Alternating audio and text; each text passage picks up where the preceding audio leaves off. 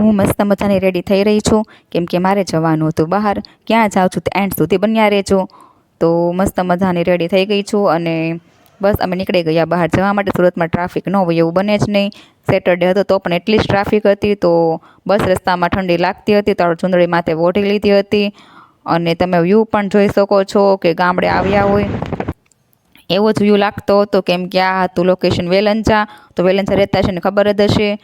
તો જે રહેતા હોય તે કમેન્ટ કરીને કહી દેજો. બસ પછી તો આપણે જ્યાં આવવાનું હતું ત્યાં આવી પહોંચ્યા છીએ. મારે આવવાનું હતું માસીના ઘરે, કેમ કે ત્યાં હતું જમણવાર. તો જુઓ ખોડસીને બધું રેડી થઈ ગયું હતું. આપણે વહેલા આવી ગયા હતા, કેમ કે ફોન ઉપર ફોન આવતો હતો કે તમે જલ્દી આવો કામ કરવા માટે. તો બસ પહોંચી ગયા હતા. અને આ બાજુ જુઓ અમારા ભાભી મસ્ત મજાના રેડી થઈ ગયા હતા. તો પછી કે ચાલો અંદર પણ કોઈ મહેમાન હતું નહીં. તો બસ પછી તો જુઓ અમને કે બેસો, તો અમે હું અને મારા મસ્ત મજાના બેઠા હતા. અને વિડીયો થોડોક લાંબો થતો હતો તો આપણે કટ કરીને કર્યો હતો. તો આગળનો વિડીયો જોવા માટે લાઈક શેર સબસ્ક્રાઈબ જરૂર કરી દેજો.